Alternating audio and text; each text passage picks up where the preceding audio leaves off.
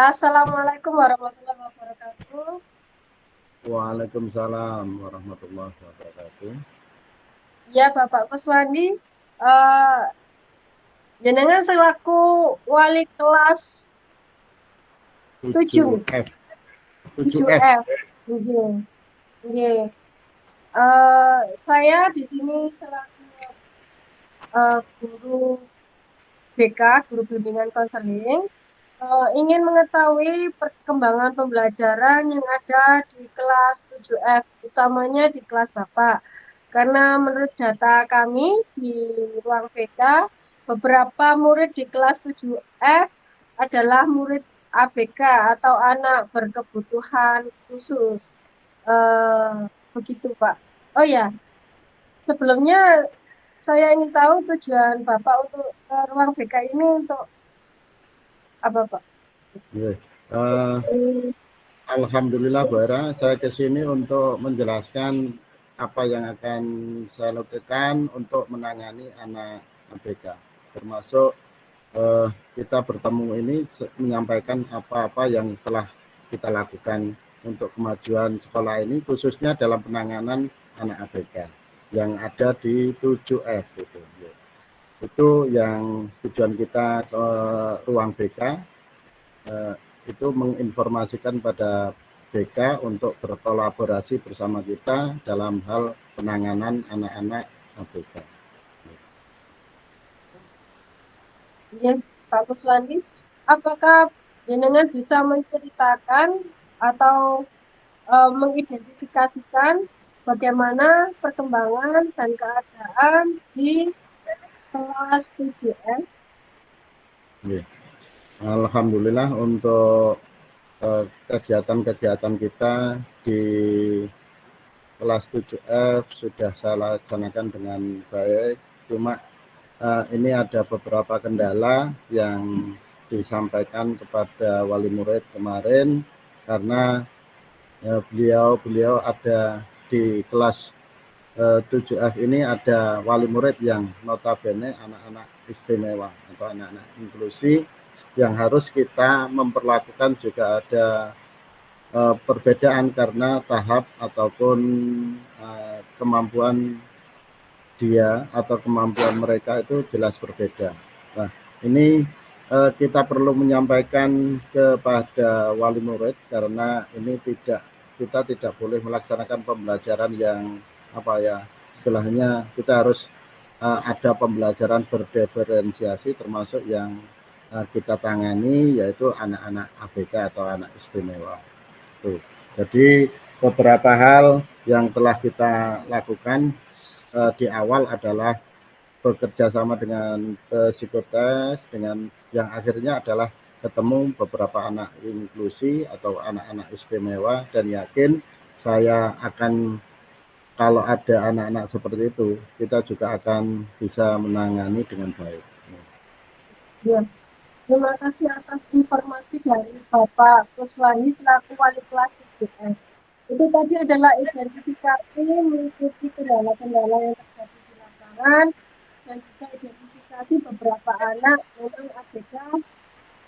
Dan setelah teridentifikasi demikian, apakah Bapak punya rencana apa nih untuk diterapkan pada pembelajaran di kelas Bapak?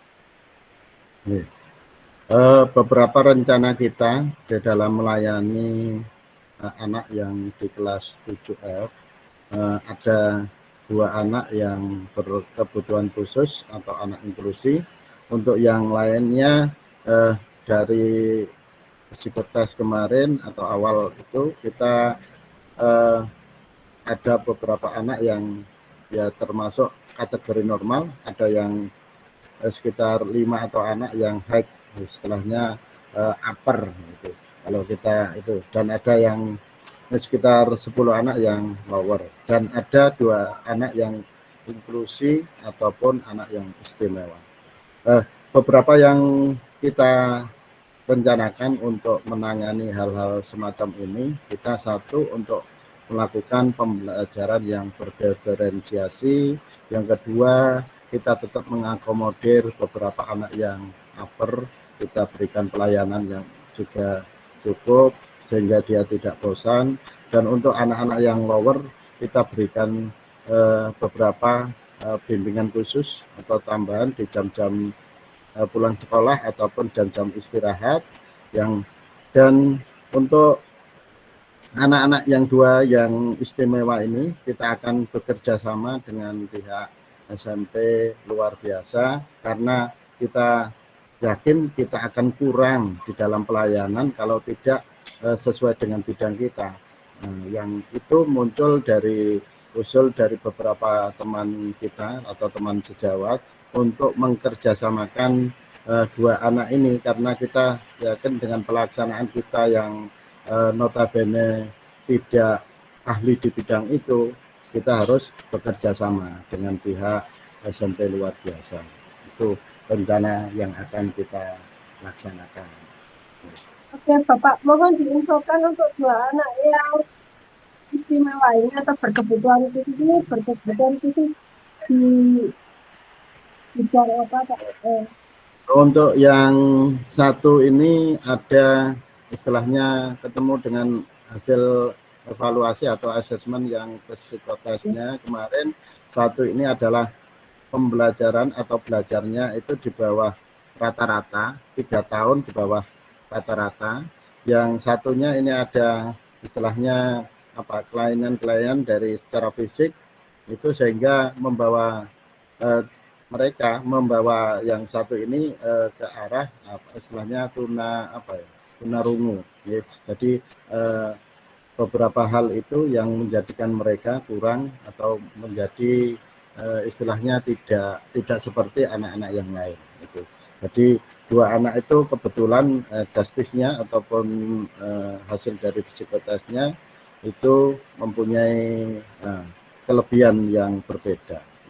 Jadi atau mempunyai kalau dibilang kekurangan ya kekurangan yang berbeda. Ya Bapak, ketika jenengan nanti menerapkan rencana aksi, apakah Anda sudah memprediksi kendala-kendala apa yang mungkin dihadapi dan bagaimana solusi pemecahan masalahnya itu? Nah, ini untuk penanganan masalah anak-anak yang istimewa ini, kebetulan kita keterbatasan seorang ahli atau guru ahli di bidang itu. Yang kedua, gangguan ataupun kendala-kendala kita yaitu dari masalah pembiayaannya. Jadi kalau kita mendatangkan guru yang ahli atau guru luar biasa, ini kita menjadikan biaya tambahan bagi kita, dan itu kita harus berkomunikasi dengan wali murid untuk menanggung dari beban ataupun transportasi atau biaya yang konsekuensinya yang kita ambil. Dari itu kita berusaha berkomunikasi dan berkolaborasi dengan wali murid, guru yang lain ataupun di bidang kesiswaan. Jadi kita membutuhkan yang itu pembiayaan. Ya, jadi sudah ketemu solusinya ya Pak ya, menyampaikan kepada wali murid untuk menanggung bersama transportasi untuk mendatangkan guru ahlinya. Nah, Bapak, ketika jenengan bekerja sama dengan ahlinya, apakah di sana itu juga ada catatan-catatan keistimewaan yang dimiliki oleh murid jenengan yang ABK ini? Nah, ini salah satu catatan kita bahwa kemarin kita sudah bekerja sama seperti itu dan menemukan hal-hal yang istimewa dari anak-anak yang berkebutuhan khusus ini atau anak-anak inklusi ini. Dari situ kita ambil pelajaran, kita ambil hikmahnya bahwa setiap anak itu pasti ada keistimewaannya atau ada yang spesialis dari masing-masing individu. Jadi kita belajar dari situ dengan komunikasi yang baik bersama wali murid dan juga beberapa teman sejawat kita.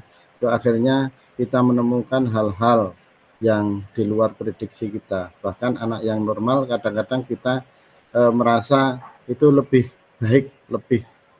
baik dari pekerjaan anak-anak yang normal atau anak-anak yang biasa itu. Jadi kita yakin meskipun ada anak yang berkebutuhan khusus, dengan yang kita temukan kemarin ataupun dengan kerjasama yang itu pembimbingan dari guru sekolah luar biasa yang istimewa seperti itu, akhirnya menemui keunggulan dari mereka, bakat-bakat mereka benar-benar muncul. Itu kalau diampu dari seorang ahli. Nah, ini dari pelajaran yang kemarin kita lakukan atau minggu-minggu kemarin kita lakukan, itu sehingga menyadarkan kita dan juga teman-teman kita bahwa setiap individu kalau kita memberikan justice yang istilahnya negatif itu juga tidak betul. Jadi kita ketemu sendiri dan kita melihat hasilnya, dia pasti punya keistimewaan dan itu benar-benar terjadi karena beberapa anak yang kemarin kita bekerja sama dengan guru yang luar biasa, dia telaten dalam membimbing sehingga memunculkan karya anak itu yang istimewa. Jadi seperti itu, nggih. Wah, ternyata dengan ketelatenan kita dan keunikan kita membina anak-anak, kita menemukan bakat-bakat istimewa di sisi selain kekurangan yang mereka miliki. Sukses untuk rencana aksinya Bapak. Selanjutnya, apa komitmen jenengan untuk menerapkan rencana aksi tersebut sebagai wali kelas? Untuk rencana aksi saya sebagai wali kelas 7F dari beberapa minggu ke depan kita berusaha berkomitmen untuk melakukan pembelajaran pembimbingan secara terpusat dan juga berdiferensiasi. Jadi kita berusaha melayani sebaik mungkin sesuai apa yang diharapkan oleh wali atau wali murid atau orang tua.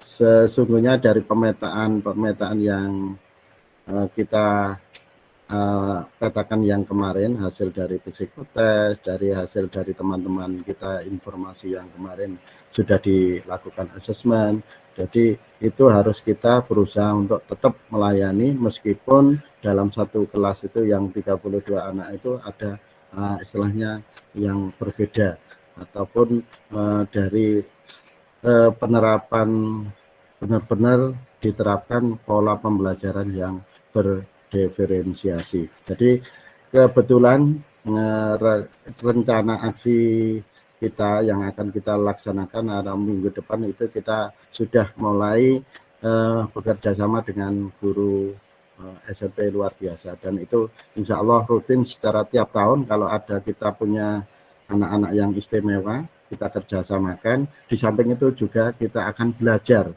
cara-cara guru-guru yang dari SMP luar biasa itu membimbing apa dari kita sehingga kita bisa tahu cara-cara membimbing anak itu dan nantinya kalau kita mahir ataupun kita sudah merasa cukup untuk pengetahuan kita terhadap perlakuan anak-anak yang istimewa seperti itu, kita akan menangani sendiri dengan belajar dari guru-guru SMP luar biasa seperti itu. Ya, saya lihat cukup bagus penanganan Bapak di kelas 7F ini. Saya lihat jenengan juga bermitra dengan guru SMP luar biasa, mencoba mencari solusi dan sudah menemukan jalan serta mengkolaborasikannya dengan pihak wali murid. Semoga yang kita lakukan dan kita usahakan bersama ini demi kemajuan anak-anak didik kita bersama.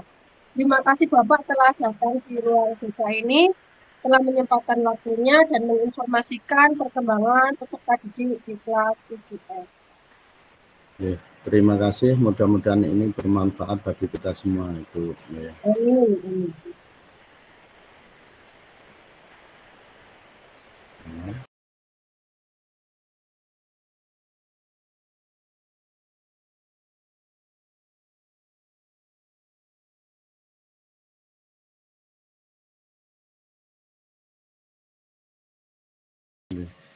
Assalamualaikum warahmatullahi wabarakatuh, Bu Hera. Waalaikumsalam warahmatullahi wabarakatuh, Bapak Waka, Pak Kus. Nah, ini perlu saya awali dari informasi yang saya terima ya. Jadi ada beberapa pertemuan kita, tujuan yang harus kita sepakati bersama. Di sini jenengan sebagai wali kelas, ya. Wali kelas berapa kemarin, Bu? Wali kelas 4, Wali Bapak. kelas, ya. Oke. Ada beberapa pertanyaan dari wali murid ini tentang kendala-kendala yang dihadapi oleh peserta didik kita. Kebetulan yang mengampu kelas 4 adalah jenengan, perlu saya berikan informasi dari permasalahan-permasalahan yang ada di kelas 4. Terutama harus yang kita bicarakan pada hari ini tentang kesepakatan kita, tujuan kita untuk bertemu termasuk membicarakan peserta didik kelas 4 ini. Mungkin Bu Hera bisa menyampaikan tentang tujuannya ataupun pertemuan kita, jenengan bisa ketemu saya ini maksudnya dan tujuannya bisa disampaikan pada saya. Oke, Bapak. Terima kasih Bapak Waka. Tujuan saya bertemu panjenengan pagi hari ini adalah saya ingin menyampaikan beberapa kendala yang terjadi di kelas saya, terutama kelas 4B. Kebetulan saya ingin mencari solusi ya, kira-kira apa yang bisa saya terapkan untuk pembelajaran anak-anak di kelas agar pembelajarannya bisa kondusif dan berjalan efektif. Beberapa kendala yang saya identifikasi di situ adalah yang pertama, anak-anak ini mengeluh ketika diberikan PR tambahan. Dari hasil pemantauan saya di kelas, 2 kali tatap muka untuk mata pelajaran tertentu yakni matematika, nilainya itu di bawah 50, Pak, beberapa anak itu. Akhirnya saya berikan tugas tambahan dengan maksud tujuan agar ada pendampingan dari ibunya atau orang tua peserta didik. Tapi di sisi lain itu justru akan menimbulkan masalah karena ternyata anak-anak setelah BTQ yang pulangnya jam setengah 4 sore, pulang itu masih mengikuti TPQ atau ngaji, setelah itu les lagi hingga Isya, Pak. Dan ketika les itu yang dibahas tidak pelajaran di sekolah, tapi justru di les dikasih PR lagi yang diselesaikan adalah tugas-tugas yang dari les itu. Lah, menurut pendapat Bapak kira-kira bagaimana ini saya menghadapi anak-anak yang seperti ini dan juga apa yang harus saya sampaikan kepada wali peserta didik supaya bisa mensupport anaknya agar belajar lebih giat lagi, Bapak. Iya. Ini dari identifikasi yang saya terima dari beberapa hal yang jenengan sampaikan, ini beberapa masalah yang khususnya di kelas 4. Ini mungkin panjenengan bisa mengutarakan bahwa rencana jenengan bagaimana tentang masalah-masalah ataupun yang dihadapi dari peserta didik kelas 4 ini. Mungkin jenengan yang lebih paham, kita hanya nanti menyampaikan solusi itu kepada wali murid. Monggo Bu Hera untuk yang tentang rencana aksi jenengan, kira-kira untuk menghadapi permasalahan seperti itu apa? Monggo. Kalau saya memang tiap harinya bertemu siswa, jadi saya sedikit banyak paham dengan karakter anak-anak. Memang anak-anak apa-apa juga disampaikan mama-mamanya, orang tuanya lah. Langkah saya yang pertama mungkin saya akan mengurangi dulu tugas PR-nya. Nanti akan saya sesuaikan karena saya di luar prediksi ya. Kalau ternyata anak-anak pulangnya sampai Isya, anak masih kecil masih kelas 4 ternyata setiap hari pulangnya sampai Isya gitu. Wah, itu jelas kepayahan memang. Saya pikir mulanya itu setelah pulang sekolah bisa mengerjakan tugas dari sekolah, besok dibahas seperti itu. Jadi mungkin pertimbangan saya kurangi untuk tugas PR di rumah. Saya usahakan agar pengerjaannya itu bisa dilaksanakan di sekolah. Mungkin akan mengurangi jumlah soal, jadi tidak terlalu banyak. Jadi langsung ditugaskan, langsung dibahas seperti itu. Jadi mungkin itu lebih tepatnya seperti itu. Kalau gambaran saya seperti itu rencananya. Terus mungkin saya juga akan menyampaikan kepada anak-anak juga untuk memprioritaskan kegiatan sekolah atau kegiatan sekolah lebih dulu daripada lesnya, karena les menurut saya itu yang kedua lah, yang utama itu adalah tugas-tugas di sekolah. Jadi Justru menurut saya les itu penunjang saja.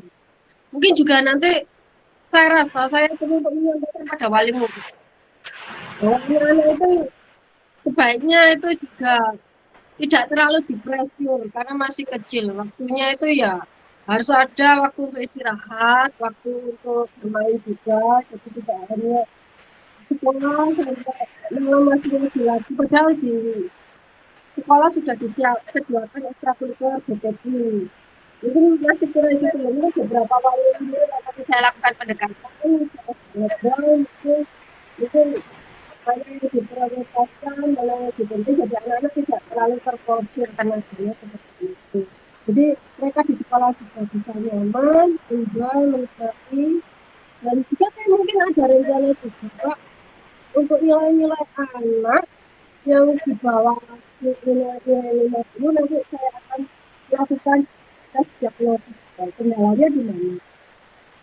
Ini terkait dengan beberapa materi tertentu yang kurang dipahami, mungkin tidak semua anak kayaknya. Hanya mungkin 2-3 anak nanti akan diagnosis. Mungkin kalau bisa diterapkan pembelajaran berdiferensiasi, mungkin itu lebih bagus. Jadi saya rasa itu gambaran saya. Bagaimana menurut jenengan? Mungkin itu strategi yang Bu Hera ambil itu saya anggap sudah bagus. Mungkin ada beberapa antisipasi atau gangguan mungkin yang harus jenengan antisipasi. Kira-kira gangguan apa yang jenengan akan lakukan kalau untuk mengatasi gangguan-gangguan seperti itu? Iya sih. Saya lihat itu justru kendalanya prediksi saya, Pak ya. Kendalanya itu di waktu. Durasi waktu pembelajaran 35 menit kali 2 itu untuk satu bab materi itu kadang-kadang belum selesai. Ya itu sih memanage waktu untuk melayani semua anak dengan berbagai karakter itu yang agak mungkin Bapak mungkin bisa memberikan masukan karena ada anak yang pintar di kelas, ada yang anak yang kurang bisa, ada yang menonjol, ada yang jago. Terakhir untuk Bu Hera, mungkin komitmen yang Bu Hera bangun yang untuk mengatasi semua itu, mungkin apa yang jenengan akan lakukan untuk komitmen melakukan semuanya itu? Komitmen saya adalah saya membangun kolaborasi yang baik dengan wali murid, paguyuban utamanya. Terus saya juga akan memberdayakan anak-anak di kelas. Saya rasa nanti anak-anak yang pintar mungkin bisa membantu anak-anak yang kurang bisa. Jadi seperti tutor sebaya. Jadi itu nanti bisa efektif gitu loh. Efektif untuk pembelajaran di kelas yang durasi waktunya hanya 2 kali 35 menit. Komitmen saya itu kepada wali peserta didik, saya buat kesepakatan bersama untuk menerapkan rule-rule apa yang nanti harus disampaikan. Misalnya nanti sebelum lapor ke jenengan, nanti wali kelasnya diberitahu dulu atau apa kalau ada kendala. Terus untuk siswanya nanti kalau ada problem apapun harus menyampaikan ke gurunya juga. Jadi bisa dua arah. Jadi saya berusaha untuk menindaklanjuti seperti itu kalau nanti sudah bersinergis dengan wali murid. Oke, mungkin itu yang bisa jenengan lakukan. Mudah-mudahan ini menjadikan keberhasilan kita, tentunya membawa nama baik sekolah kita. Alhamdulillah, Bu Hera sudah mau datang ke ruang saya. Mudah-mudahan ini menjadikan amal baik kita dan bermanfaat bagi kita semua. Amin. Itu saja, ya, Bu Hera, dari pertemuan kita ini. Kebetulan nanti kita akan ada acara yang lain. Itu saya akhiri. Ihdinas siratal mustaqim. Wassalamualaikum warahmatullahi wabarakatuh. Waalaikumsalam warahmatullahi wabarakatuh.